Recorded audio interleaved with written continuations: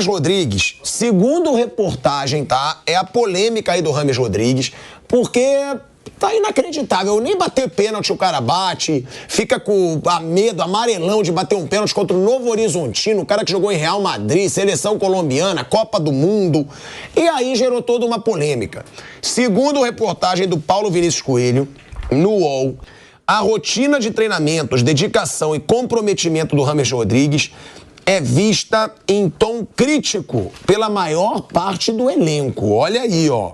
Segundo a apuração, até mesmo os líderes do elenco olham com desconfiança. Vale a gente lembrar que o Muricy Ramalho falou que não tinha nada diferente, que ele estava treinando, que ele acompanhava os treinamentos. Ainda citando a reportagem, o Meia não treinou durante toda a semana passada, porque acusou desgaste depois de participar de só 32 minutos do jogo contra o Ituano. Só voltou ao trabalho de campo na sexta-feira. Fala-se que nos treinos físicos, a cada 3 tiros de 100 metros de seus colegas, Rames só é capaz de fazer 1. Esse nível de compromisso não melhorou depois do pedido para ser reintegrado ao grupo. Rames foi contratado no dia 29 de julho e estreou no dia 13 de agosto. Agora, Mauro César Pereira, o que eu quero falar do Rames Rodrigues é o seguinte. O cara tá há 8 meses no São Paulo. 8 meses. E não consegue jogar mais de 30 minutos. Há 8 meses ele tá no São Paulo. O cara é um atleta. Como é que pode, sem lesão, porque não tem negócio de lesão, sem lesão, o Rames Rodrigues não entrar em forma em 8 meses? É o que eu falo. As pessoas às vezes tentam camuflar, o Muricy falou que ele estava treinando normal, mas é visível. Se o Carpini não bota o Rames Rodrigues para jogar, o Carpini não é burro. O Carpini não é um ignorante futebolisticamente falando. Ele sabe que o Rames tem mais qualidade do que qualquer jogador desse elenco do São Paulo. E ele não bota o cara pra jogar. Quando bota faltando 20, 15 minutos. E ele não entra em forma. Agora, o São Paulo arrumou uma sarna pra se coçar, né, Mauro? Porque ele não vai sair. Já pediu pra sair, parece que o São Paulo não quis pagar o que ele pediu e ele vai ficar. Mas também vale a torcida ficar pressionando pro Rames jogar, Mauro?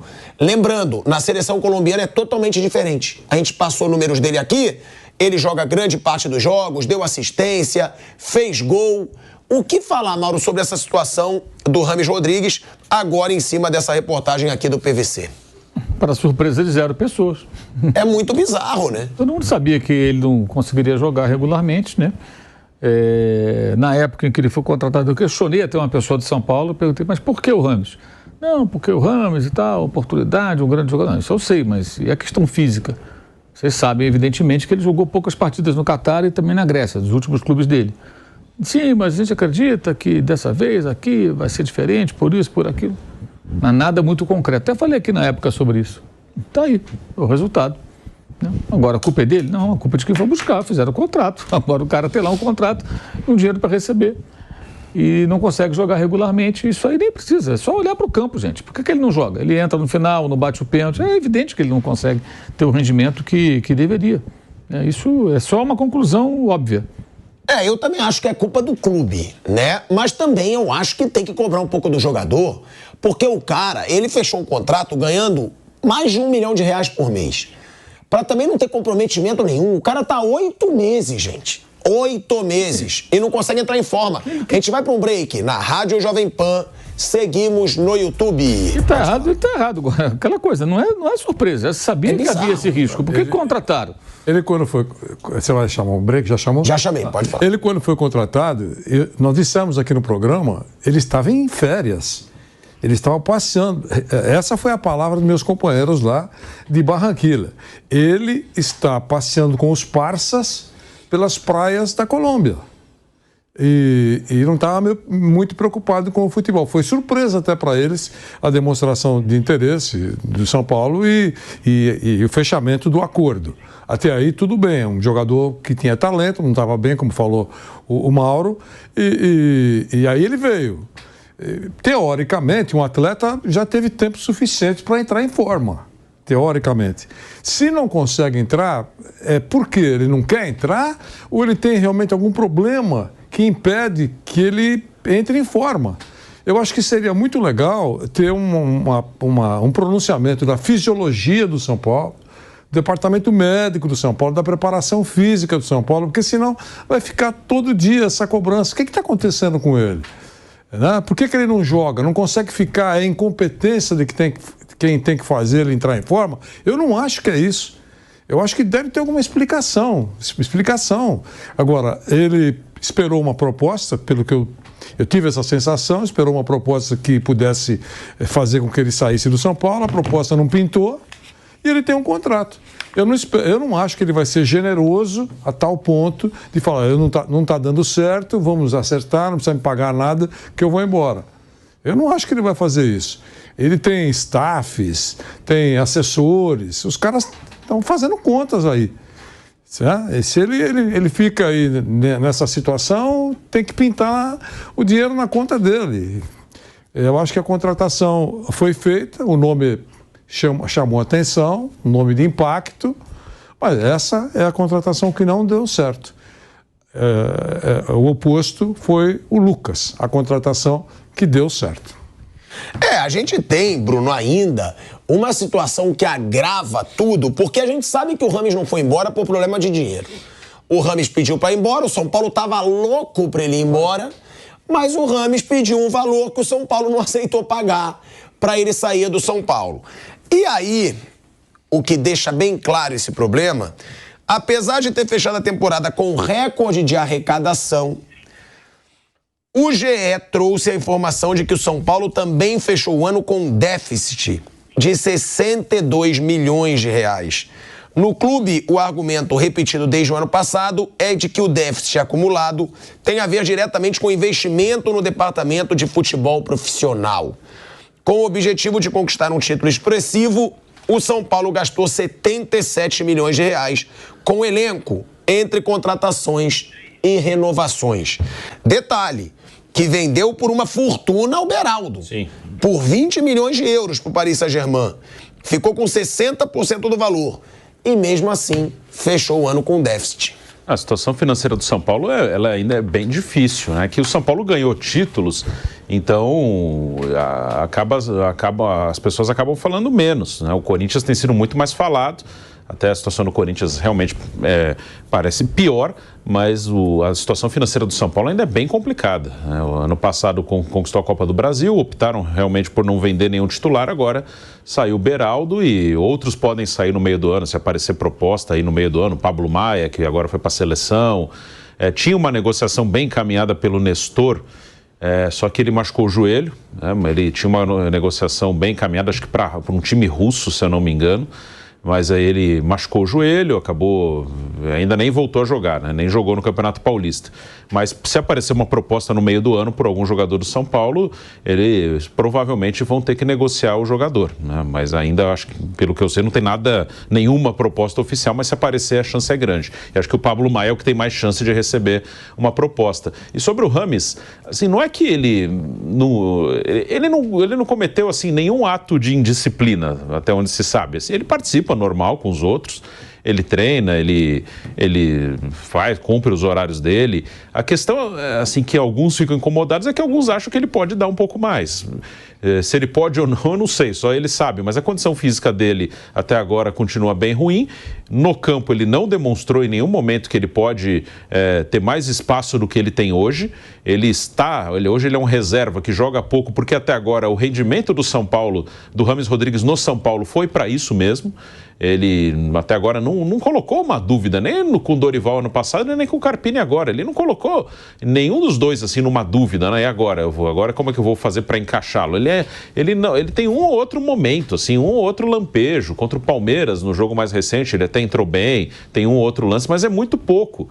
Então o Rames Rodrigues acaba sendo um problema, porque é um jogador caro, é um jogador que, principalmente quando o time não ganha e ele está fora, vai ter uma pressão de torcida para que ele entre, porque fica sempre a esperança do cara entrar e resolver, porque é um jogador que tem qualidade, que tem nome, que tem uma história, mas até agora, na prática, no campo, na bola, desempenho, não justifica um espaço maior. Ele tem o espaço que ele merece até agora. E eu não sou muito otimista de que vai melhorar muito isso aí, não.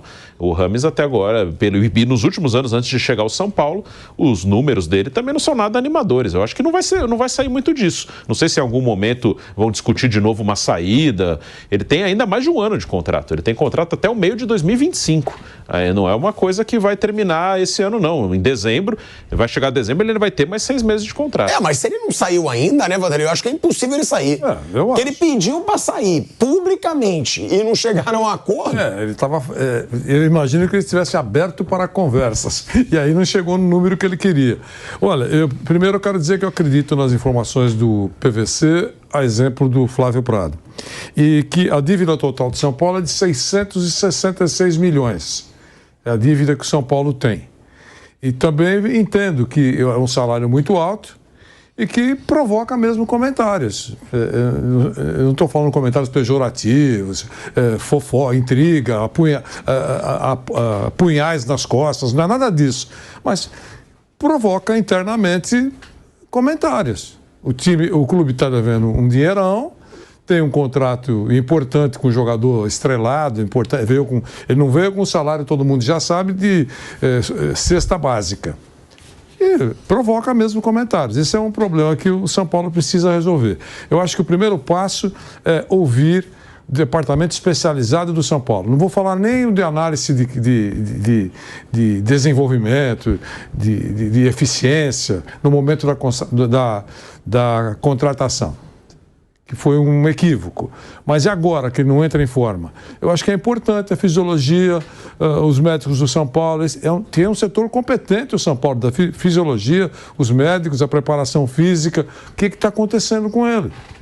Tem que ter uma palavra técnica. Não aquilo que a gente está vendo, que não joga porque a torcida vai, chama o técnico de burro, o cara não entra, não faz nada, não bate o pênalti importante, jogador importante. Enfim, é importante também uma resposta oficial do São Paulo. Pode ser uma nota oficial, o pessoal gosta disso, uma nota oficial. É isso. O São Paulo pode chegar nesse começo de Libertadores num momento de pressão. Que era porque agora a pressão começou a surgir no São Paulo, não tinha. São Paulo conquistou a Copa do Brasil, conquistou a Supercopa, o Carpini estava tranquilinho e agora já tem pressão no Carpini, já tem gente pedindo a queda do Carpini. O Casares, ele bancou. Agora até fofoca do Carpini tá bombando aí nas redes sociais. Tem isso também. Quando o cara tá no momento mal, aí as pessoas começam a desencavar coisa. Agora tem problema dele com ex-esposa e fofoca em rede social. Mas gera uma pressão no cara que é tudo aquilo. É coisa fora de campo, é coisa da torcida. Só que o Casares, ele deixou claro, né? A gente pode até botar na arte. Ele disse: a eliminação foi um dia dolorido. Ficamos tristes, mas temos que entender que o São Paulo vem de conquistas importantes. A gente tem a arte aí, né, Kaique, pra gente botar na tela, do que ele falou sobre o Carpini. O Carpini assumiu o time e foi campeão da Supercopa. Quebrou um tabu que incomodava havia muito tempo. E está há 2 meses e 15 dias no cargo, 14 jogos. O trabalho continua, com foco, tranquilidade, ajustes são feitos sempre. É um grande técnico, tem comissão técnica competente, o elenco está comprometido com ele e aposta nessa relação positiva com o técnico.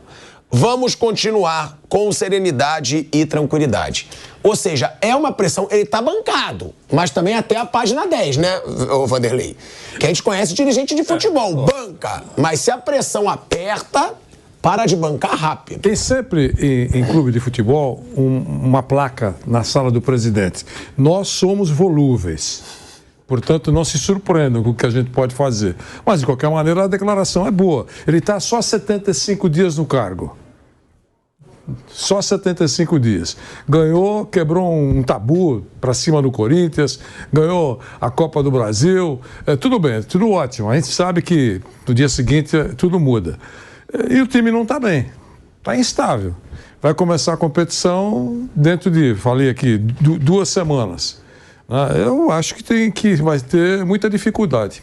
Sinceramente, eu acho que o torcedor tem que ficar ansioso por uma boa apresentação, mas sempre com um pé atrás, porque o time não tem sido confiável, o poder de fogo do São Paulo não é bom.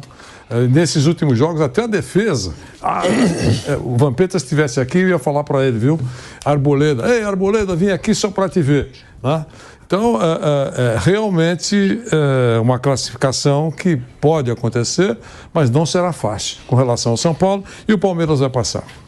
Bom, o São Paulo, né, o Casares bancou o Carpini, Bruno Prado, mas você conhece muito bem seu time de coração, sabe como as coisas acontecem, não só o São Paulo, tá? Não. Todos os clubes do Brasil. Nós somos volumes. Não, a gente banca. Vamos bancar o treinador. O próprio Carpini disse, em relação a ser contestado pelo torcedor, a gente tem que respeitar. São opiniões. Mas me sinto respaldado, até porque nessa semana estivemos muito confiantes. Não só pelo respaldo da diretoria, mas também a confiança interna dentro do elenco.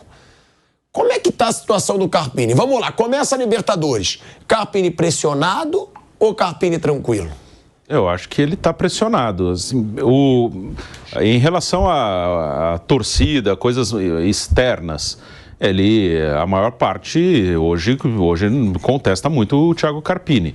E lá dentro sempre tem cornetagem. O presidente está garantindo e é ele que manda, o presidente que manda e está bancando. Ok. Ontem o presidente falou, eu achei boa a fala e acho que é uma boa decisão. É isso. O Carpini está 14 jogos no São Paulo. A maioria dos jogos foram ruins. Isso é um fato. Acho que o São Paulo jogou mais jogos ruins do que bons esse ano. Até agora o trabalho não é bom, mas é um trabalho de 14 jogos, poucos meses, e eles contrataram o Carpini, eles escolheram o Carpini. Eu acho que eles têm que dar tempo, tem que conversar, ajustar, claro, mas dá tempo, deixa o cara trabalhar. A questão é não fazer como fez no ano passado. Ano passado acabou vencendo a Copa do Brasil, ok, mas o que eu digo é, se tá bancando, é para bancar de verdade. Ano passado o São Paulo fez uma campanha muito parecida no Paulista, só fez um ponto a mais, ano passado fez um ponto a mais que esse ano, e caiu nas quartas nos pênaltis para um time pequeno, depois de um empate em casa. O Rogério aí ficou também 20 dias sem jogo, aí voltou. O Rogério caiu 3 jogos depois, né? Então, se for bancar, é para bancar. Mas, normalmente, se o São Paulo começa a Libertadores com uma derrota lá na Argentina para o Tajeres, a pressão vai ser muito forte. Aí o presidente vai ter que bancar para valer e não é uma coisa que normalmente acontece no São Paulo.